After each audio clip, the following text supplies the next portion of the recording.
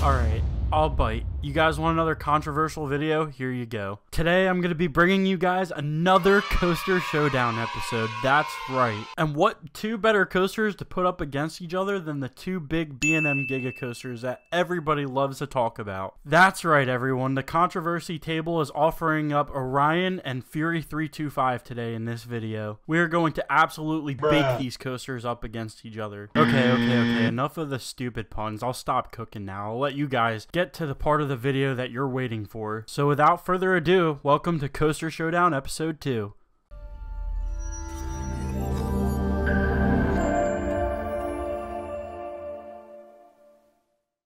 As I stated previously, today's episode of Coaster Showdown is going to feature two gigantic B&M Giga coasters. And yeah, Orion haters, Orion is a Giga coaster, thank you. Now before I remind you guys of how Coaster Showdown works, I need to add a quick disclaimer to this video. Everything that gets stated in this video is simply my opinion, so just be mindful of the fact that my opinions could be different from yours, and that no matter what the outcome of this video is, it doesn't necessarily mean that it's truthful or factful, it's just what I think about each coaster. And that's why I call these videos controversial, because I know there are going to be people that don't agree with what I have to say. So at the end of the day, I just want to remind you all to be mindful and respectful of everyone and all opinions.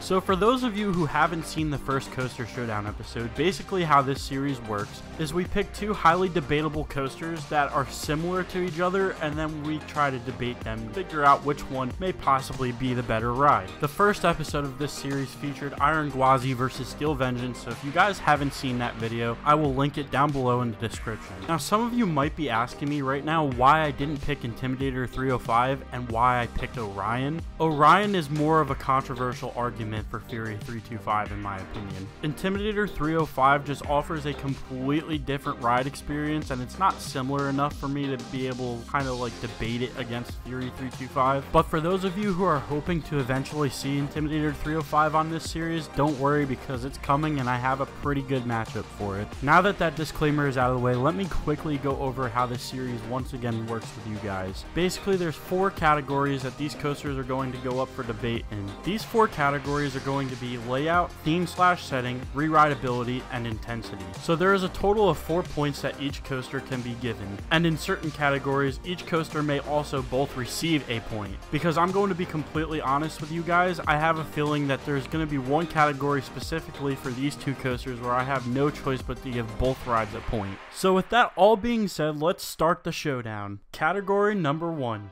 Layout. When it comes to the layout of both rides, both coasters offer exceptional elements within their layouts. However, a lot of notable things can be said about Fury's layout over Orion's. Firstly, Fury 325's layout is actually longer than Orion's, which gives it a little bit of an edge on the layout. This means that Fury has more elements to offer than Orion. However, a longer layout doesn't necessarily mean that it's better. Personally, for me, I feel like Orion packs more of a punch within its layout than Fury does.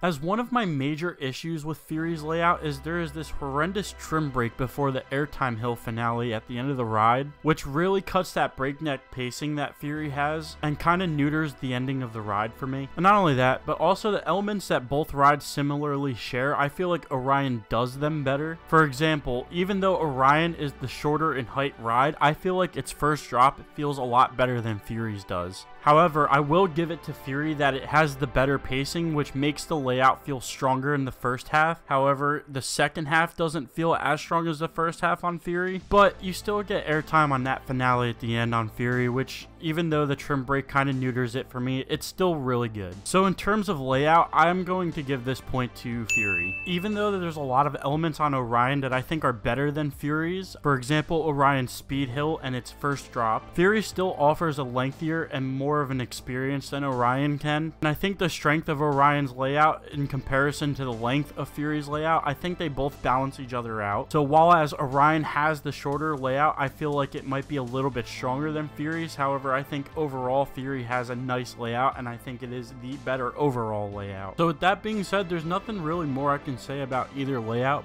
but I give the point to Fury 325. Category number 2.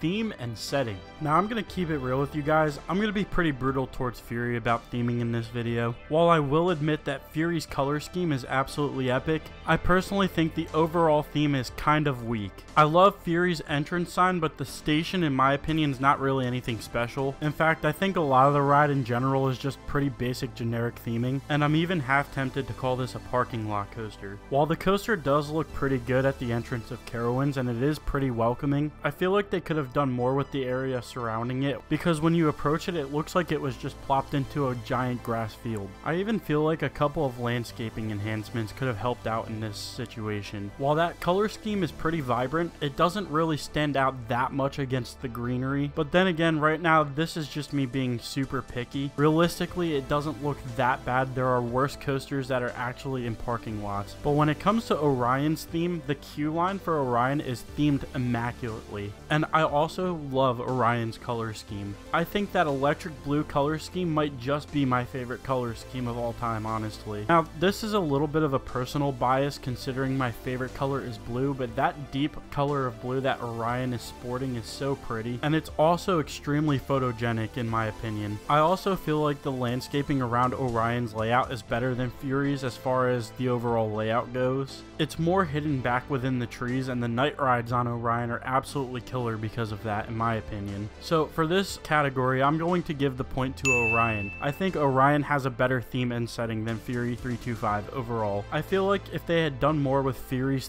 theme, the actual theme, like you have the aspects of the ride that represent like a bumblebee, you have the hive and everything. I feel like if they had added more elements to that around the ride's layout, then maybe Fury's theme would be a little bit better in my opinion. And as much as I love Fury's entrance sign, I just feel like overall Orion's theme is more welcoming to you. Like when you get into that queue line for Orion, that space theme is really in your face and it's very clear to you what the theme of the ride is going to be. I just don't really pick up on that vibe as much as I do with Fury, and like I said, I'm a bit nitpicky about the landscaping around Fury as well. Category number 3, re-rideability. Both of these coasters are exceptionally comfortable, as both coasters feature B&M's classic 4-seater trains with the clamshell restraint design, which in my opinion is one of the most comfortable restraint designs ever made for a roller coaster. So in my opinion, both roller coasters are rather equally re-rideable. I could honestly have no problem marathoning both roller coasters. So since there's not really much to elaborate on in this category, this is going to be the category where I think I have to give the point to both rides. Both rides are extremely smooth, and neither ride is overbearingly intense to the point where it makes you feel like you have to tap out after a few rides on them. These rides are both capable of being ridden over and over and over again. And for the fourth category, we have intensity. This, in my opinion, is where the controversial part of the video begins. A lot of people are going to disagree with my takes on this part of the video, especially theme park predictions, because I know he's watching this video and I know he's going to shake his head at me. I'm sorry, Brandon. I'm gonna apologize in advance, and I promise the next time I make it down to the Charlotte area, I'll let you try to sway my opinion on Fury a little bit. But when it comes to intensity, I think Orion is much more intense than Fury 325 is. I had mentioned earlier in the video that Orion's layout is shorter, but it's also, in my opinion, stronger. I think for having the shorter layout, that Orion utilizes its elements better. For example, because of that trim break at the end of Fury before its finale, I feel like Fury's finale could have been much stronger. I also think that Orion is more intense in the way of positive G-forces, especially because Orion manages to keep its pacing throughout its entire layout. I feel like there are more moments on Orion where I feel like I'm going to gray out than I do on Fury. And for as much as Fury's layout is longer than Orion's, I feel like Orion's airtime stays pretty on par with Fury's, so it's not lacking in that area either. Overall, I think this is another case where the shorter layout just packs a harder punch for me, and I think that's where I prefer it. When I ride roller coasters, I look for the more insane experience as far as what I prefer, and as of now, I prefer Orion until I at least get some re-rides on Fury to determine whether or not I feel like Fury can offer a more insane ride experience than Orion can. The first drop on Orion, in my opinion, is better. Like I said before, I think you get more sustained airtime on the first drop on Orion than you do on Fury, and I also think in comparison for both speed hills, I think on Orion's speed hill you get better airtime. And while I do love the treble clef on Fury,